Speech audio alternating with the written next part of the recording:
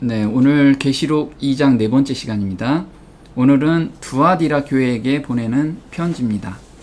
자, 두아디라 교회는 어디 지역에 있냐면요. 요 밑에 지구본을 보면 이스라엘 쪽 그 윗지방에 있는 곳이에요. 이렇게 확대되면 두아디라가 바로 이쪽입니다. 그러면 두아디라는 지금 항구 도시도 아니죠. 내륙에 들어가 있는 도시입니다. 그리고 지금까지 살펴본 에베소, 서머나, 버가모 교회는 규모가 어느 정도냐면 우리나라 치면은 대전 직할시, 인천시 이렇게 규모가 큰 시를 의미하고요. 두아디라는 청주시 정도 규모를 가지고 있어요. 근데 청주시지만 거기에 상업이 굉장히 발달한 도시입니다. 그래서 상업이 발달됐다고 하면은 먼저 생각나는 게 뭐냐면 돈이 많이 돌죠. 그래서 사람들이 신앙을 오히려 지키기가 굉장히 어려웠던 시기입니다. 근데 오늘날도 마찬가지죠. 이때 사는 사람들은 무엇을 추구하냐면 돈도 추구하고 신앙도 추구하는 그런 어중간한 신앙을 추구한 것이 바로 두아디라 교회입니다. 한번 볼게요. 디오스 제사 아니다 테이레스 약화 우상에게 제사드리는 일에 약해지지 않았다. 네, 두아디라 교회는 1260년 동안 그 교황권이 지배했던 곳인데 그 기간인데 그때 우상에게 제사 드리는 것을 약해지지 않은 무리가 바로 두아디라 교회에 있었다라는 의미예요. 지금 교회에서 보면 에베소, 서머나, 버가모, 사대, 빌라델비아, 라오디게아가 이렇게 대칭 구조로 되어 있는데 유독 두아디라 교회만 대칭 구도가 없어요. 왜냐하면 두아디라 교회하고 비교할 만한 교회가 없이 독보적으로 자기 세력을 펼친 시대이기 때문에 그렇습니다. 두아디라 교회는 언제 시기냐면 AD 538년부터 1517년까지를 두아디라 교회로 치고 있습니다. 이때 핵심 구절은 뭐냐면 여자 이세벨을 용납했다라는 거예요. 계시록 2장 20절 한번 볼게요. 자칭 선지자라 하는 여자 이세벨을 내가 용납함이니 그가 내 종들을 가르쳐 꿰어 행음하게 하고 우상의 제물을 먹게 하는도다. 네, 여자 이세벨이 이 시기에 지배했던 거예요. 그래서 여자 이세벨이 우상의 제물을 먹게 하는 그리고 꿰어서 행음하게 하는 시기입니다. 그러면 교회 안에 행음하다라는 건 뭐냐면 진리가 왜곡된 진리가 이때 완전히 지배했던 시기라는 거예요. 자, 두아디라 교회는 어떻게 탄생했냐면요.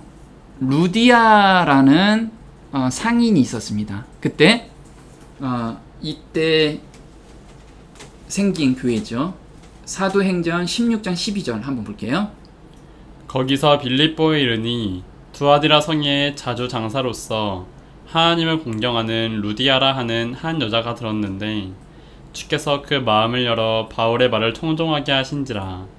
저와 그 집이 다 침례를 받고 우리에게 청하여 가로되 만일 나를 주 믿는 자로 알거든 내 집에 들어와 유하라 하고 강권하여 있게 하니라. 네, 바울 형제가 빌립보에서 복음을 전하고 있는데 이때 두아디라 성의 자주옷 장사인 루디아가 하나님을 섬기고 있었어요. 그런데 바울 형제가 복음을 전하는 걸 듣고서 거기에서 회심을 하게 됩니다. 그래서 거기에서 이젠 그 교회가 형성이 되기 시작한 거죠. 여기서 두아디라는 자주장사라고 하는데요. 두아디라는 염색과 금속 세공, 그 다음에 양모 방직, 피역 가공 등 여러 산업이 발달했으며 교통의 중심지로 교역이 활발히 이루어졌다. 특히 자주색 옷감의 산지로 유명했다. 상업과 산업이 발달했기에 동업조합, 길드가 조직되었다. 그래서 이 조합, 우리 요즘 그 노동조합 있잖아요. 여기에서 그때 너무 발달이 된 거예요. 그래서 이 조합에 가입하지 않으면 일거리가 없어요. 그래서 이 조합에 의무적으로 가입해야 됩니다. 근데 조합에 가입을 하면 한 가지 흠이 뭐냐면 조합원으로서의 활동을 해야 돼요. 그 조합원으로 활동이 뭐냐면 이렇게 제단에 가서 성전에 가서 자기들이 모시는 신 앞에 가서 제를 지내고 거기에 있는 음식을 먹어야 돼요. 그러니까 그리스도인은 여기 가입할 수가 없는 거예요. 그래서 가입을 못하면 생계가 위협을 또 받는 거고. 그래서 이 두아디라 교회에서는 내가 믿노라 하는 사람들은 생계를 선택할 거냐 믿음을 선택할 거냐 이걸. 기존 교회에서는 저기잖아요. 신을 섬길 거냐 아니면은 하나님을 섬길 거냐 다른 신을 섬길 거냐 이거를 비교했다면 두아디라 교회는 먹을 거를 선택할 거냐 아니면 하나님을 선택할 거냐 이걸 놓고 고민했던 시기입니다. 근데 이게 지금 우리한테 똑같은 경험이라는 거예요. 한번 볼게요. 고도로 상업이 발달한 두아디라에서 경제 생활을 영위하려면 해당 업종의 길드에 소속돼 있어야 했다. 길드는 트림노스 신전과 긴밀히 연결돼 길드원들이 이 신전을 경제적으로 후원하고 신전의 창기들과 음행을 즐기는 경우가 빈번했다. 집단 이주해온 유대인들은 대부분 섬유업 길드에 소속됐고 음란한 이방 제사를 드리는 자들도 많았다. 길드에 가입을 하지 않게 되면 모든 경제적 활동에서 배제되기 때문에 생계를 끌어갈 수 없게 되었다. 네, 그래서 오히려 이쪽에 사는 성도들은 먹고 사는 게 걱정이기 때문에 많은 사람들이 타협하는 신앙을 갖게 된 거예요. 자, 이세벨의 신앙을 받아들였습니다. 계시록 2장 20절에 이렇게 나옵니다. 내게 책망할 일이 있노라. 자칭 순자라 하는 여자 이세벨을 내가 용납함이니 그가 내 종들을 가르쳐 꿰어 행음하게 하고 우상의 제물을 먹게 하는도다. 네, 여기서 보면 자칭 선지자래요. 자칭. 그래서 자기가 나는 선지자야 하는 사람이 교회에 나타나기 시작한 거예요. 누가 그 전에는 선지자라고 하면 사도들이 인정을 하고 성령께서 인정하는 그 선지자를 의미했는데 자칭 선지자라고 하는 사람들이 교회에 들어오기 시작한 거예요. 그래서 여기서 여자라는 건 뭐냐면 귀내라고 하는데 황후 등 높은 부인을 부르는 극종칭 단어라고 해요. 그래서 예수님께서 마리아한테 여자여 나하고 무슨 상관이 있나이까 이렇게 얘기했잖아요.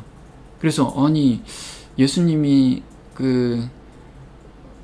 이렇게 막 얘기해도 되나 할 정도인데 그 당시에 여자여, 이 여자여라는 말은 굉장히 높은 극종칭의 단어라고 합니다. 그러면 굉장히 극종칭의 부유한 여자가 이 교회에 들어온 게 된 거예요. 그래서 그 여자의 말에 굉장히 힘이 생긴 거예요. 그래서 여자 이세벨을 내가 용납함이니, 여기서 용납하다라는 건 뭐냐면 관대하게 용납하다, 관대하게 받아들인다는 거예요. 그래서 여자 이세벨이 이설을 전하는데 그거를 그냥 용납하고 있었던 거예요. 그냥 교인이라면 교육을 시켜서 잘못된 교리를 수정할 수가 있는데 교사로 쓴 거예요. 이거 교사로. 그래서 그 사람 말을 듣기 시작한 거예요. 그래서 어떤 현상이 나왔냐면 그가 내 종들을 가르치기까지 좋은데 꿰었어요. 우리가 사단은 꿰는 자라고 그랬잖아요. 속이는 자. 꿰어서 뭘 하게 만들었냐면 행음하게 하고 우상의 재물을 먹게 하는도다. 그래서 교인들이 급속도로 타락하는 그런 현상이 발생하게 된 거예요. 마지막 때는 미혹의 때라고 얘기를 하죠. 그래서 마지막 백성들은 교회 안에서 이런 거짓 선지자, 자칭 선지자라는 사람들이 굉장히 많이 나와서 백성들을 다 꿰는 그런 일들이 생길 거라는 거예요. 한번 볼게요. 그 여자는 자줏빛과 붉은빛 옷을 입고 금과 보석과 진주로 꾸미고 손에 금잔을 가졌는데 가증한 물건과 그의 음행에 더러운 것들이 가득하더라. 네, 계시록 17장 4절에는요 여자가 또 나와요. 이 여자 이세벨과 이 여자가 우리가 같은 여자라고 생각하면 돼요. 그래서 그 여자는 자줏빛과 붉은빛 옷을 입고 가증한 물건과 그의 음행에 더러운 것들이 가득하더라. 그 잔에는 음행에 더러운 것. 그럼 음행에 더러운 것이 무엇인지 이 시대에서는 어떤 거였냐면 이런 거였어요. 한번 볼게요. 상업조합에 가입할 수 없는 그리스도인들은 살기가 어려운 때였다. 그러한 상황에서 잠시 우상에게 절한다고 해서 신앙을 버리는 것은 아니지 않는가.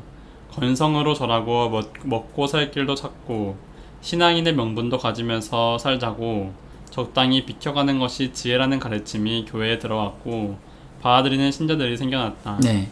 자, 원칙이 있는데 그 원칙 조금만 버리면 어때? 먹고 사는 건데 거기 가서 약간 절하고 건성으로 절하면 되잖아. 그냥 그 절하는데 마음만 절 안 하면 되잖아. 이런 사상이 전달이 됐는데 그때는 정말 그 길드, 그 협동조합에 가입 안 하면 먹고 살지 못하니까 거짓 선지자가 그 얘기를 하니까 맞아.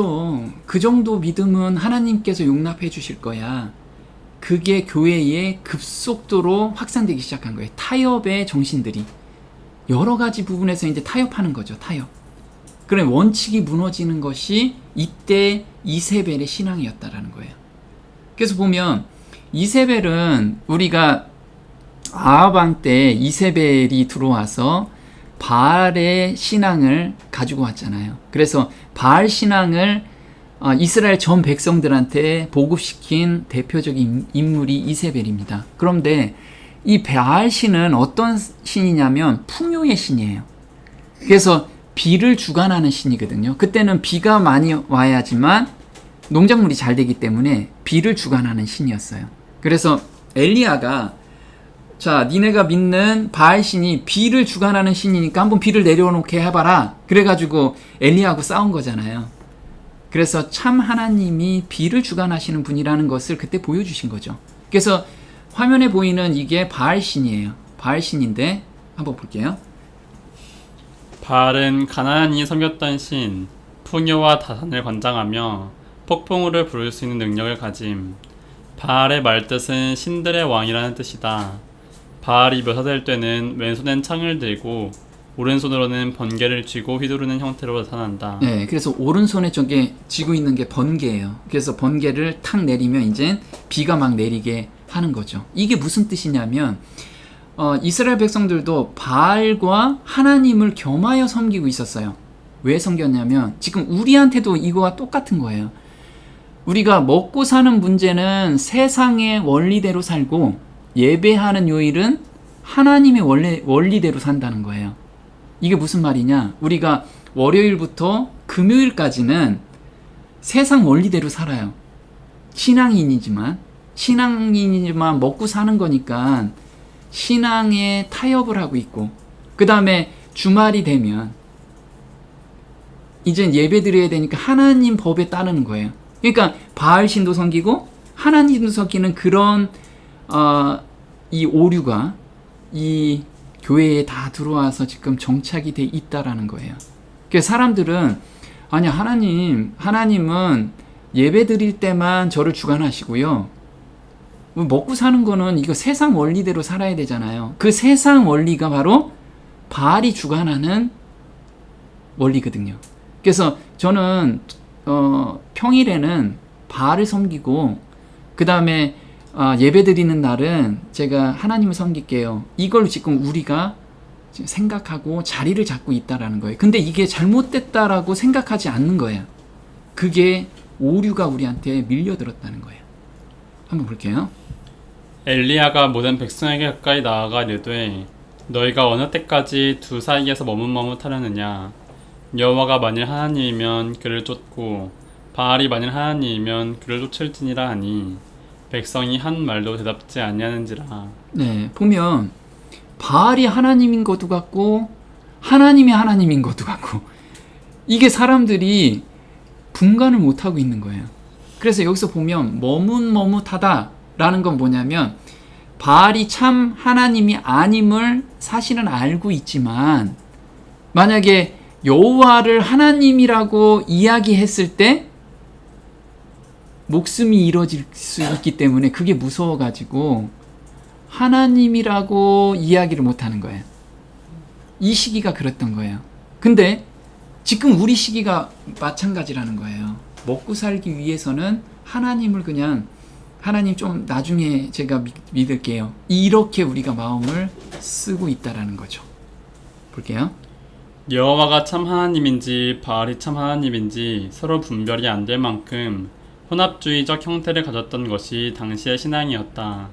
지금 두아디라 교회에 침투해 들어온 이세벨로 상징된 괴악한 세력에 의하여 어느 것이 참 진리인지를 구분할 수 없게 되었다. 네. 근데 지금 우리 교회에서는 우리 지금 시대의 교회는 오류가 이 교회 안에 다 들어왔어요.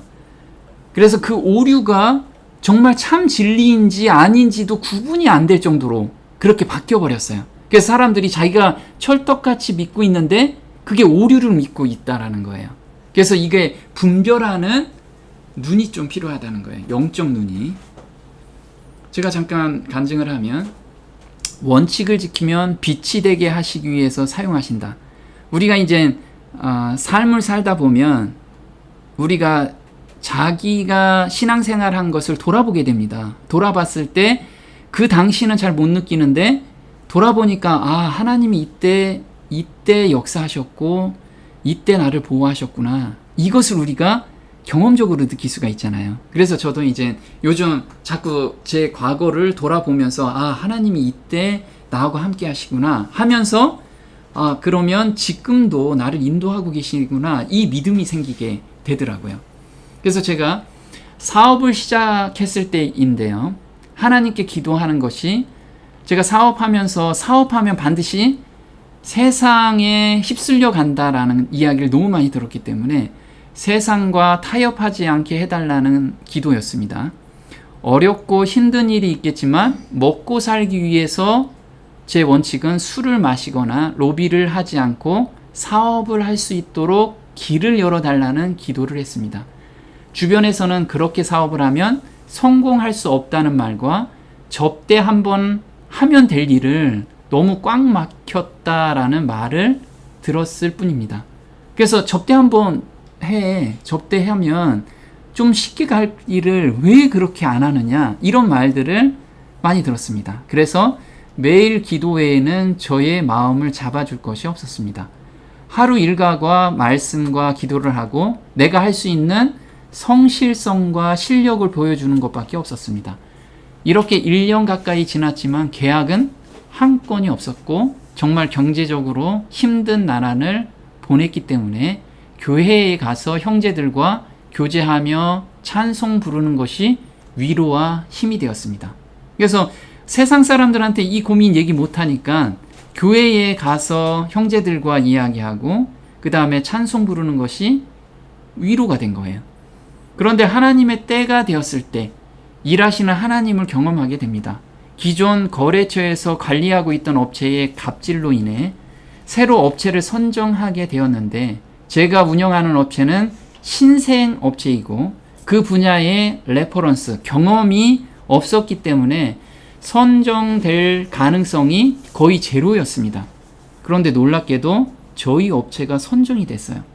입찰에 참여했던 업체들은 업력도 많고 로비도 이미 따놓은 당상이라고 생각했는데 로비를 잘해서 하나님께서 섭리하시지 않고서는 불가능한 일이 일어난 것이었습니다. 정말 희한하게 저희 업체가 당선이 된 거예요. 저도 정말 이거는 불가능한 일인데 어떻게 됐지?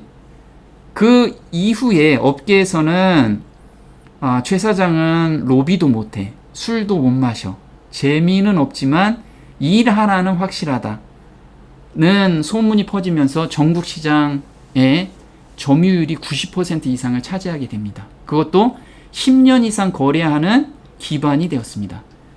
그래서 제가 돌아보니까 정말 하나님께서 원칙, 하나님을 섬기겠다는 그 원칙을 내가 지키면, 그래서 우리가 인내하라고 하잖아요. 그 믿음을 잡고 계속해서 인내하면서 가게 되면 하나님의 때에 그걸 드러내 주시는구나. 그러면서 그 이후에 또 제가 이제 하나님께 사단한테 어떻게 제가 또 넘어가는지 그건 다음에 또 다른 간증으로 갈 건데 저는 이 믿음이 확실히 생기는 게 그런 거죠. 하나님을 섬기겠다는 그 원칙을 가지고 있으면 하나님께서 반드시 인도하시고 하나님의 때에 맞춰서 일을 행하신다는 것을 경험하게 됩니다.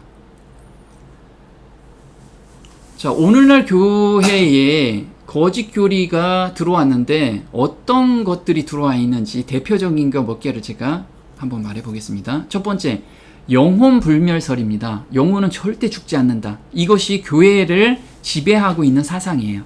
이게 언제 생겼냐면 헬라 시대에 플라톤이라는 철학자가 이거를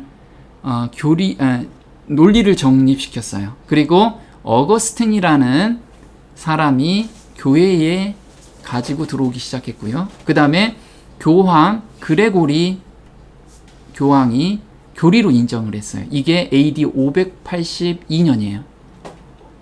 이게 천주교회에서 이제 영혼 불멸설이 교리화시키고 이 영혼 불멸설이 어디로 넘어왔어요? 개신교로 넘어온 거예요.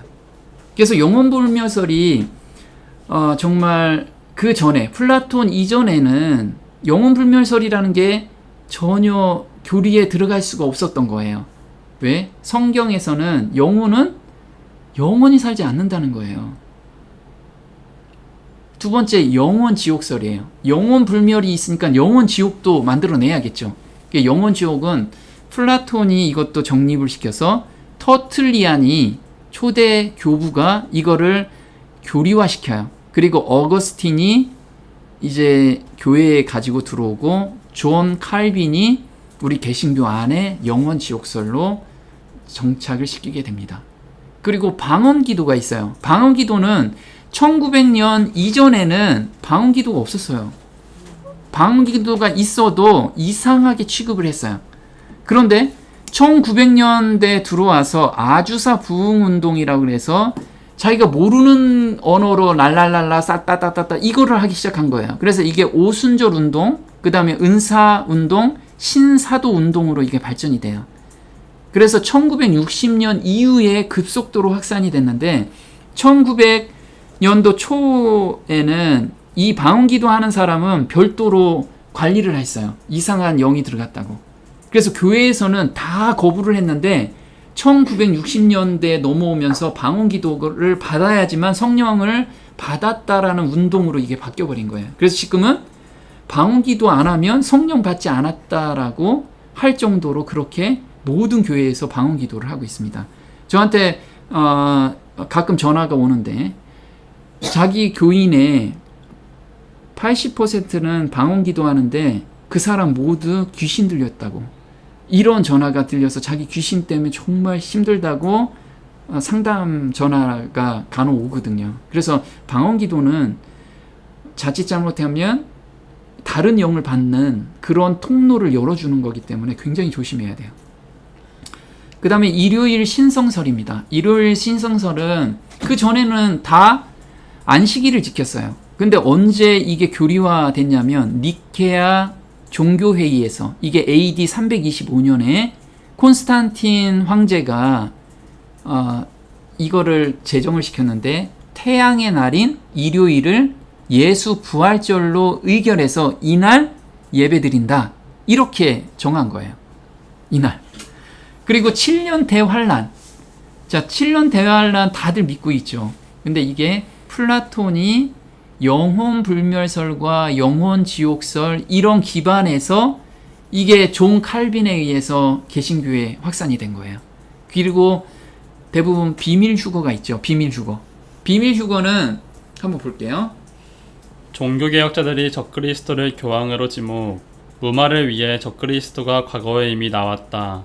과거학파와 미래의 7년이라는 기간에 나올 것이라는 세대주의 및 환란 전 휴거 교회의 교리 확산. 네, 보면은 종교 개혁을 하면서 그 성경이 대중화가 되기 시작했어요. 그러면서 성경을 공부를 하고 연구를 하다 보니까 적그리스도가 교황이라는 것을 모든 종교 개혁자들은 다 지목을 한 거예요. 그러다 보니까 교황에서는 이 주목받는 것을 다른 곳으로 옮겨야 되잖아요. 그래서 만들어낸 것이 비밀 휴거라는 거예요. 그리고 7년 대환란이고, 이게 정말 성경에 없는 내용을 교리로 만들고 그 다음에 논리로 만들어서 개신교 전체한테 이걸 확산시켜서 지금은 7년 대환란과 비밀 휴거를 당연시 그 교회 안에 성경에 있는 것처럼 그렇게 논리를 피고 있다라는 거예요. 이 오류가 교회에 지금 자리 잡고 이게 참인지 거짓인지도 다 모르고 거기에 그냥 빠져 들어가 있다라는 거예요. 그래서 예레미야서 51장 7절은 이렇게 나옵니다. 바벨론은 여호와의 수중에 온 세계로 취케하는 금잔이라 열방이 그 포도주를 마시고 인하여 미쳤도다. 네, 아까 바벨론의 그 포도주인데 이 오류의 포도주를 마시고 열방이 미쳤도다. 하나님 보실 때는 미쳤다는 거예요. 미쳤어. 이 눈으로 하나님이 우리 교회를 보고 있다라는 거예요.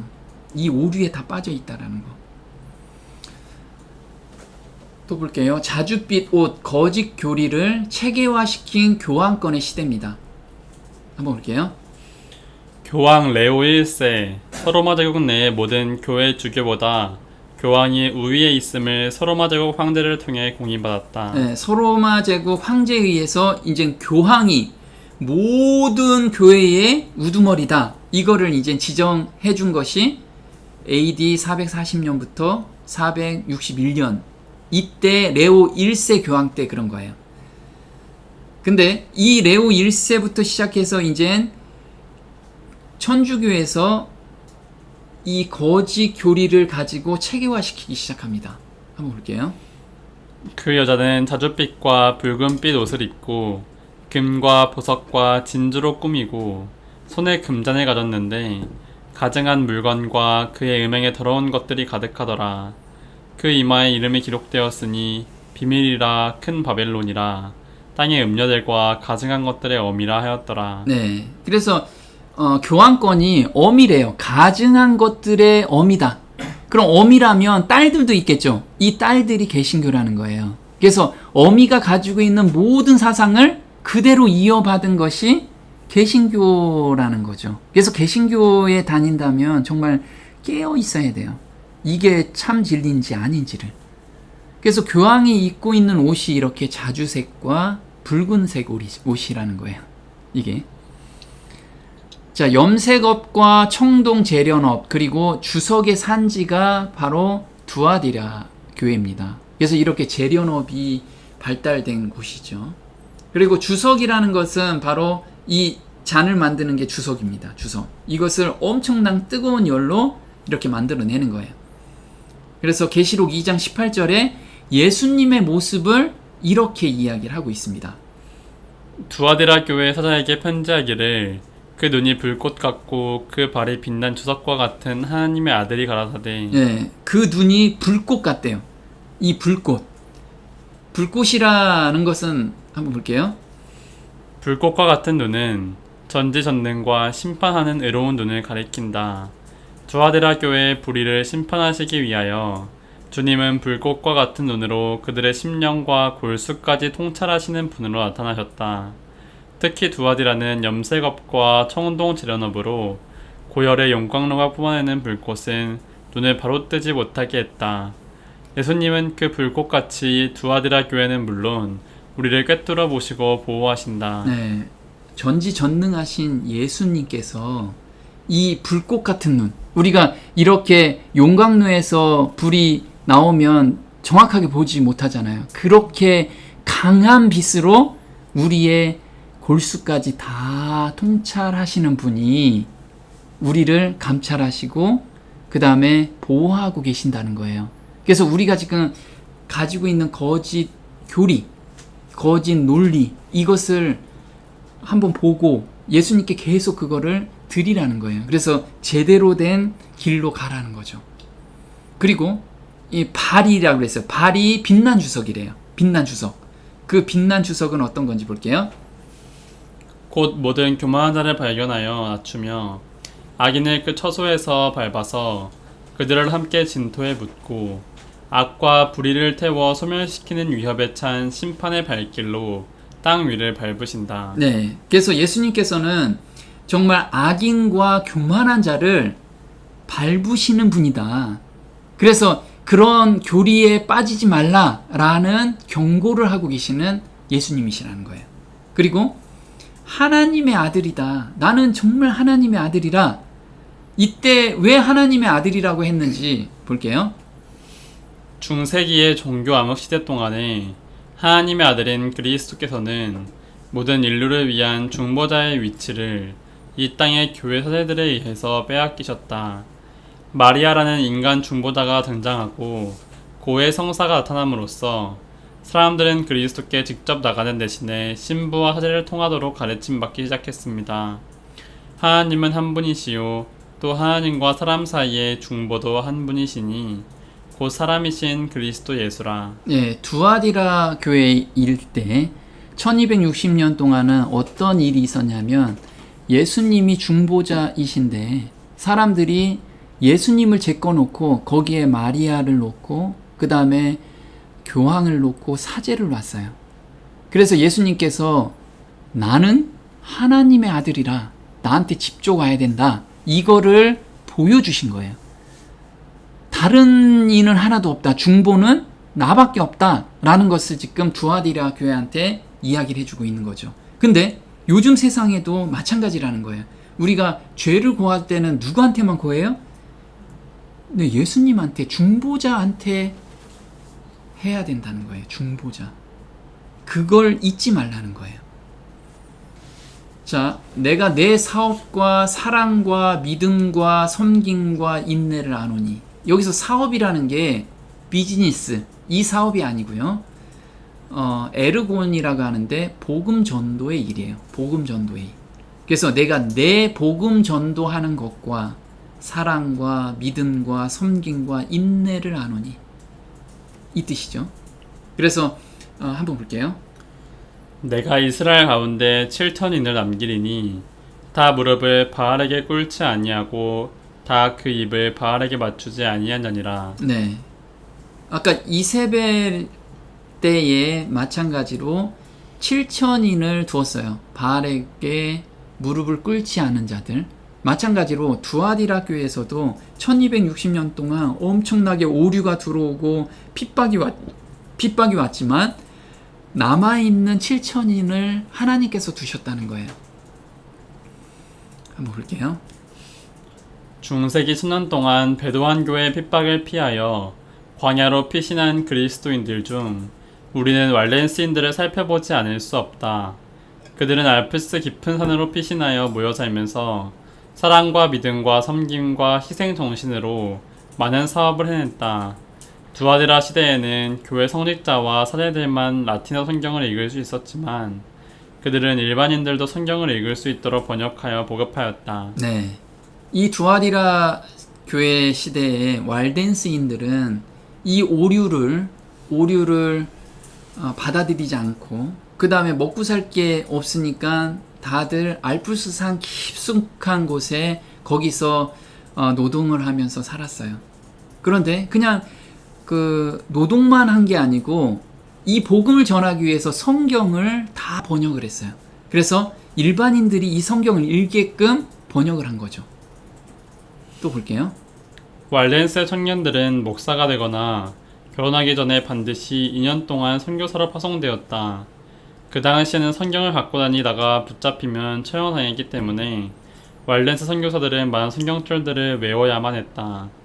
이렇게 2년이 지난 후에 그들은 집으로 돌아왔는데 복귀율이 50%도 되지 않았다. 네, 왈덴스인들은 그 산에 숨어 사는데 청년들은 움직일 수 있는 나이들이잖아요. 그래서 어떤 청년들은 학생으로서, 어떤 청년들은 물건을 파는 상인으로서 돌아다니면서 복음을 전했어요. 근데 복음을 전하는데 성경을 갖고 다닐 수가 없으니까 다 암송을 한 거예요. 암송을 해서 복음 전하는 사람한테 암송한 걸 기록해서 전해주고, 그런데 그걸 만약에 그렇게 하다가 걸리면 바로 붙잡혀 가서 고진 고문에 사형을 당하게 됐어요.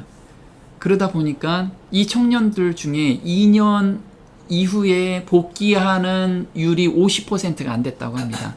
그래서 결국 나중에 이 두아디라 시기가 거의 끝나갈 무렵에는 이 왈덴스인들이 거의 와해가 됐어요. 청년들이 더 이상 보내서 복귀하는 청년이 거의 없었기 때문에 그 명맥을 이을 수가 없었던 거예요. 그렇게 하나님의 기별을 전했다라는 거예요. 그래서 내가 내 사업과 저 위에 보면 내가 내 복음 전도와 사랑과 그 깊숙한 산에서 남을 위하는 그런 마음으로 사랑과 그 다음에 하나님에 대한 믿음과 성도에 대한 섬김과 그 다음에 이 믿음을 지키기 위한 인내를 누가 알아요? 예수님께서 내가 한다. 내가 하노라. 이렇게 지금 이야기를 하고 있는 거예요. 자, 왈덴스인은 어떻게 시작이 됐는지 한번 볼게요. 1170년경 프랑스 남부로부터 역사가 시작되었습니다.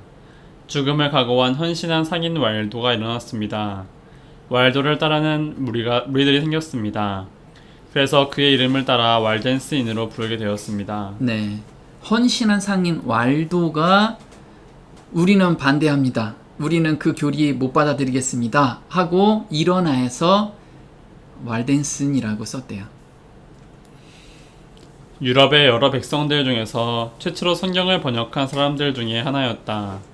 그들은 종교개혁이 일어나기 수백 년 전에 벌써 자국어로 필사한 성경을 가지고 있었으므로 더욱 증오와 박해의 표적이 되었다. 그들은 로마 교회를 요한계시록에 있는 타락한 바벨론이라고 선언하였다.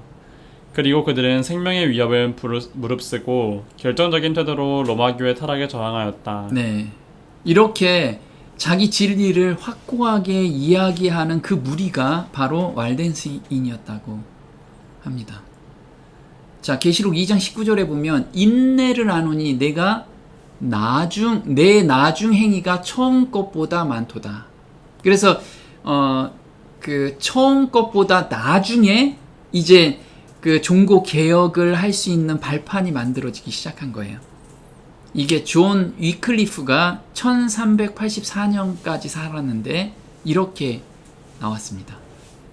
종교개혁의 샛별이라 불린 존 위클리프는 성경 전체를 라틴어에서 영어로 옮긴 최초의 인물이었다. 위클리프는 동료들과 신약과 구약을 영어로 번역했다. 롤라드라는 조직을 결성해 영국 전역에서 영어로 성경을 읽도록 도왔다. 당시 교회는 그가 죽은 지 44년 뒤에 시신을 꺼내어 성경을 번역했다는 이유로 화형에 처했다. 네, 이렇게 환경이 점점 만들어지면서 이제 종교 개혁의 발판이 만들어지기 시작한 거예요. 그리고 존 위클리프의 영향을 받은 프라하 대학의 총장이었던 얀 후스가 나와요. 한번 볼게요. 존 위클리프의 영향을 받은 프라하 대학 총장이었던 얀 후스다. 독일의 마르틴 루터보다 100여 년 앞서 종교개혁에 불을 당긴 얀 후스는 보헤미아, 체코인을 위해 라틴어가 아닌 모국어로 성서를 번역하고 모국어로 설교하면서 성서와 달리 교황을 우상시하고 부패한 교회를 비판한 죄로 화형을 당했다. 네, 그래서 이렇게 나중 행위가 처음 행위보다 많도다. 이렇게 말씀하신 게 정말 목숨을 바쳐서 성경을 번역하고 그 다음에 복음을 전한 무리들이 이제 계속 나오기 시작한 거예요. 자, 계시록 2장 23절에 또 내가 사망으로 그의 자녀를 죽이리니 모든 교회가 나는 사람의 뜻과 마음을 살피는 자인 줄 알지라. 내가 너희 각 사람의 행위대로 갚아주리라. 그래서 여기서 사망이라는 것은 원어로, 히브리어 원어로는 온역이라고 돼 있어요. 온역이 뭐죠? 전염병이라는 거예요. 전염병. 그래서 이렇게 중세시대 때 전염병이 돌았죠. 그리고 볼지어다 내가 그를 침상에 던질 터이요 또 그로 더불어 간음하는 자들도 만일 그의 행위를 회개치 아니하면 큰 환난 가운데 던지고. 이게 22절이에요. 여기서 침상에 던지다라는 건 뭐냐면 침상에 누운 중풍병자 마태복음 9장 2절에 요 같은 단어인데요. 이거는 병에 걸린다라는 의미예요. 병에 걸린다. 그러면 온역으로 병에 걸린 거 이게 중세시대에 퍼진 게 뭐죠? 바로 흑사병이에요. 흑사병. 흑사병도 이때 미리 예언을 하신 거죠. 볼게요. 초기인 1346년에서 1353년 사이에 약 10년 동안에는 감염 지역 인구의 평균 3분의 1이 목숨을 잃었다고 알려져 있다. 그러나 다른 전문가들은 유럽 전체 대륙에서 절반 이상의 인구가 사라진 것으로 믿고 있다. 네, 이 흑사병에 걸리면 두 사람의 한 명은 그냥 죽는 거예요. 근데 마지막 때도 이렇게 온역으로 예수님이 재림 전에 온역으로 엄청난 큰 재난이 올 거라는 거죠. 또 볼게요. 흑사병에 걸린 사람들은 극심한 고통에 시달려야 했다. 증상은 열이 나고 종기가 생기면서 시작했다. 환자들은 인체가 감염균과 싸움을 벌인 결과 림프절이 부풀어 오르고 피부가 비정상적으로 검붉어지다가 입으로 피를 쏟았다. 이 상황이 이르게 되면 대부분의 환자들이 3일 이내에 사망하였다. 네, 그 흑사병에 걸리면 두 사람의 한 명은 죽는 거잖아요. 그래서 마을 전체가 초토화되는 경우가 대다수였던 거예요. 근데 다 피를 토하고 죽으니까 그 피 비린내 그리고 그 사람 시체 썩는 냄새 이런 것이 온 동네에 진동을 했다라는 거예요. 이게 마지막 때에 우리 시대에 이 상황이 그대로 또 재현할 거라는 거예요. 역사는 반복한다. 루가복음 21장 11절에 이렇게 나옵니다. 처처에 큰 지진과 기근과 온역이 있겠고 이 온역이 저 위에 있는 단어의 온역하고 같은 온역이라는 거예요. 또 무서운 일과 하늘로서 큰 징조들이 있으리라. 이 모든 일 전에 내 이름을 인하여 너희에게 손을 대어 핍박하며 회당과 옥에 넘겨주며 임금들과 관장들 앞에 끌어가려니와 이 일이 도리어 너희에게 증거가 되리라. 네, 우리한테 이제 증거가 될 건데 우리가 어느 때 온역이 더 큰 거 올 거다라고 생각해야 되냐면 온역이 오기 전에 무엇이 온대요? 너희에게 손을 대어 핍박하며 회당과 옥에 넘겨주며 관장들 앞에 끌려가려니와.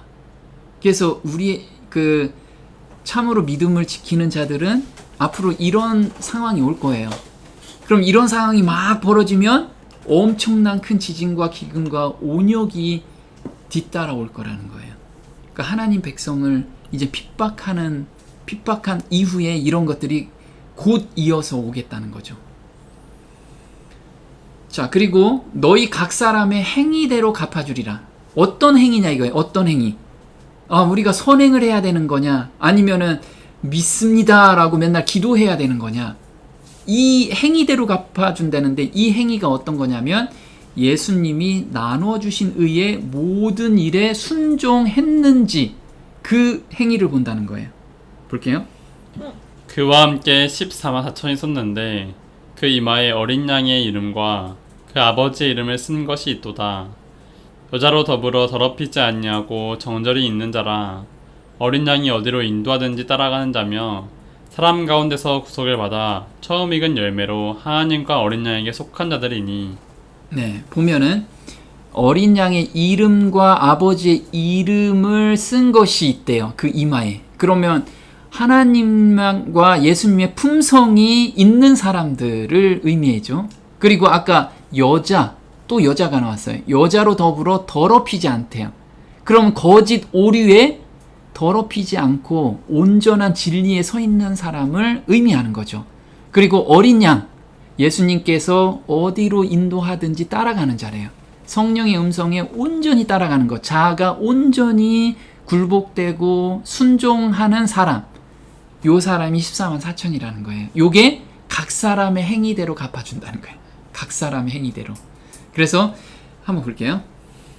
하나님께서는 여러분 안에 계시면서 순종하는 마음을 일으켜주고 하나님께서 원하는 일을 할 수 있도록 여러분을 도와주십니다. 네, 하나님께서는 우리 안에 계시면서 순종하는 마음을 일으킨대요. 나 순종하고 싶어요 라고 갈망을 일으켜 주시는 거예요. 그리고 그 원대로 행할 수 있게끔도 인도해 주신다는 거.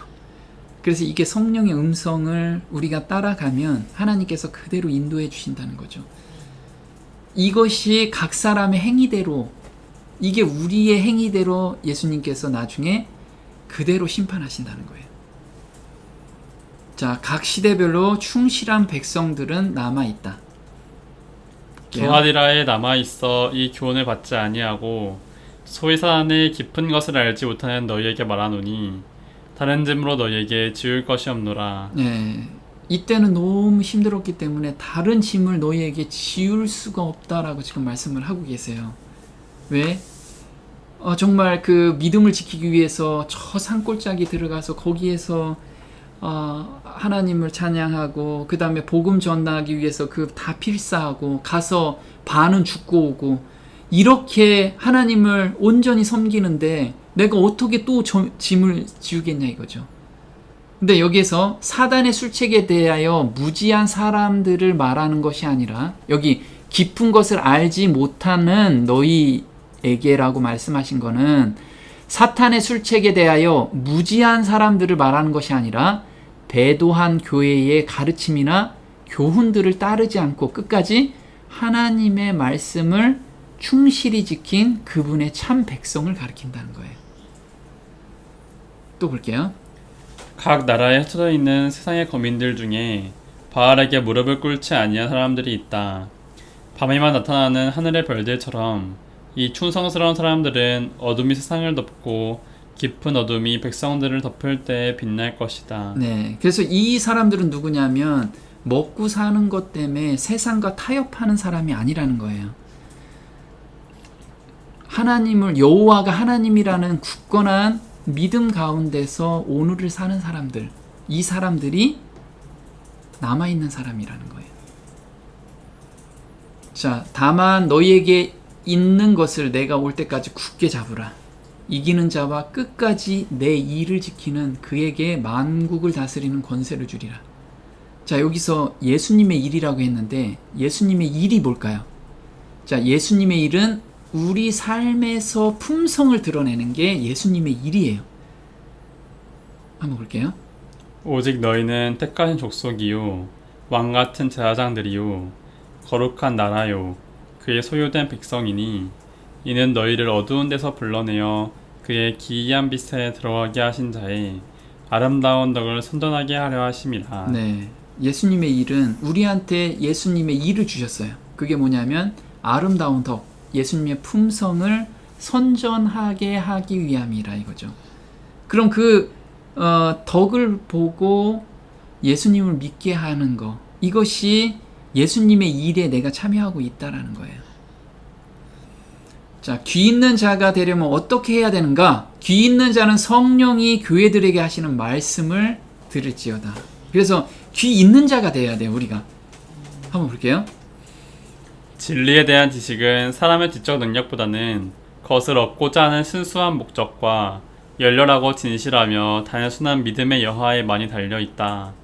겸비한 마음으로 하나님의 지도를 구하는 자들에게 하나님의 천사들은 가까이 할 것이며 그들에게 풍성한 진리의 보화를 열어보이기 위하여 성령이 보내질 것이다. 말씀을 듣거나 읽는 것만으로는 넉넉지 않다. 성경에서 유익을 얻고자 하는 자들은 자기에게 제시된 진리를 깊이 명상해야 한다. 그는 열심히 그 말씀에 주의를 기울이고 기도하는 마음으로 그 뜻을 알고자 하고 거룩한 말씀의 깊은 의미를 맛보아야 한다. 네, 그래서 여기서 거룩한 말씀을 우리가 그냥 읽기만 하면 안 되고 말씀을 깊이 묵상하고 명상하고 그것을 삶에서 경험해야 된다는 거예요. 근데 이 말씀을 우리를 깨닫게 한다는 것은 겸비한 마음, 겸비한 마음이라는 건 내가 가지고 있는 논리를 다 내려놓고 하나님이 전하는 말씀이 무엇인지를 우리가 깊이 연구해야 된다는 거예요. 내 논리를 세워놓고 하나님 말씀을 그 논리에 맞추려고 하면 안 된다는 거죠. 그래서 자아를 온전히 내려놓고 정말 하나님의 뜻이 무엇인지를 계속해서 기도와 간구로서 우리가 하나님께 매달려야 된다는 거예요. 그러면 성령을 저희한테 보내주신다는 거죠. 깨닫게 만들어주신다는 거예요. 그래서 우리가 성령이 지금 교회들, 우리한테 하는 말씀을 듣는 귀 있는 자가 저와 여러분이 됐으면 좋겠습니다. 오늘 여기까지 하겠습니다.